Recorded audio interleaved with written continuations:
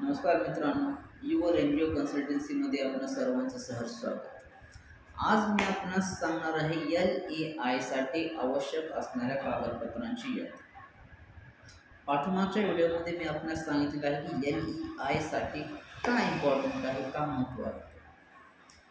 आजच्या व्हिडिओमध्ये मी आपणास सांगत आहे की LEI रजिस्ट्रेशन साठी कोणकोणते कागदपत्र आपणास लागतात.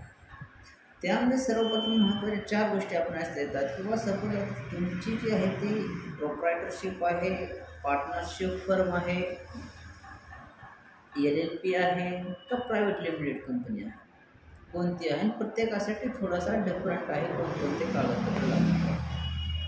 सर्वप्रथम मी आपल्याला सांगणार आहे की जर तुमची प्रोप्रायटरशिप असेल तर अशा वेळेस कोणकोणते कागदपत्र लागतात. तर सर्वप्रथम त्या प्रोप्रायटरचं पॅन कार्ड, त्याचे आधार कार्ड, ऑडिटेड फायनान्शियल स्टेटमेंट, त्यानंतर IS किंवा GST किंवा Udyam registration number certificate licence जे की म्युनिसिपल अथॉरिटीने इश्यू केलेले आहे, शॉप अँड एस्टॅब्लिश ॲक्ट.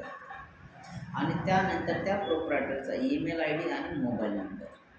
थोडक्यात PAN card, Aadhaar card, audited financial statement, IAS, GST, Udyam registration number certificate, email ID, mobile number, ह्या साधारण 7 गोष्टी ह्या प्रोप्रायटरशिपसाठी अत्यंत आवश्यक आहेत. ह्या 7 गोष्टी आपण जवळ असतील तर निश्चित आपण LEI साठी ॲप्लिकेशन करू शकता आणि आपला सर्टिफिकेट प्राप्त होऊन जाईल.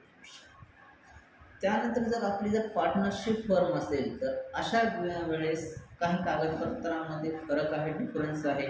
प्रोप्रायटरशिपसाठी थोडेसे कमी कागदपत्र आहेत आणि पार्टनरशिप फर्म असेल त्या ठिकाणी जास्त कागदपत्र.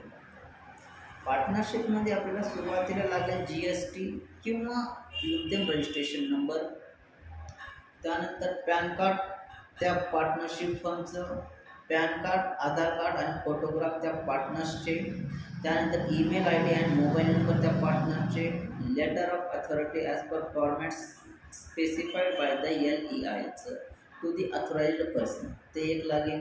त्यानंतर audited financial statement of the legal entity for the last financial year एक लागेल. आणि त्यानंतर जर आहे की audited financial statement of the direct and or ultimate parent, तसेच ऑडिटर सर्टिफिकेट. ह्या गोष्टी आहेत पार्टनरशिपमध्ये.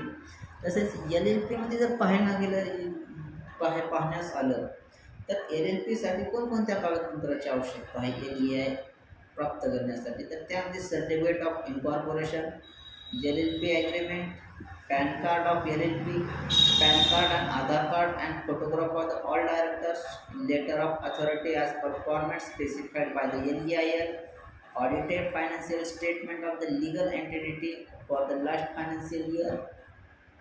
आणि त्यानंतर इफ यू होल्डिंग कंपनी, त्यानंतर consolidated audited financial statement of the direct and or ultimate parent, त्यानंतर ऑडिटर सर्टिफिकेट हे.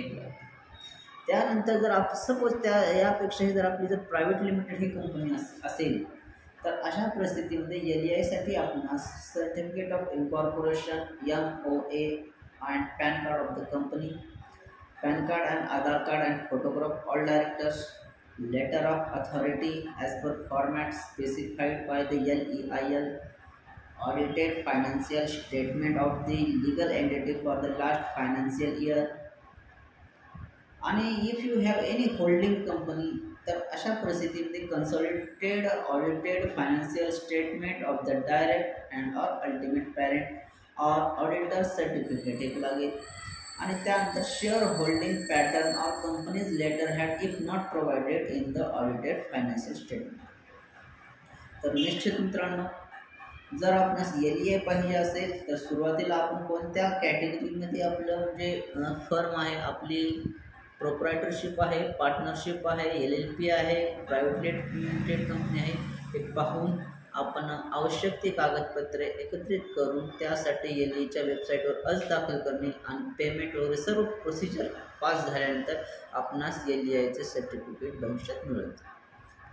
धन्यवाद.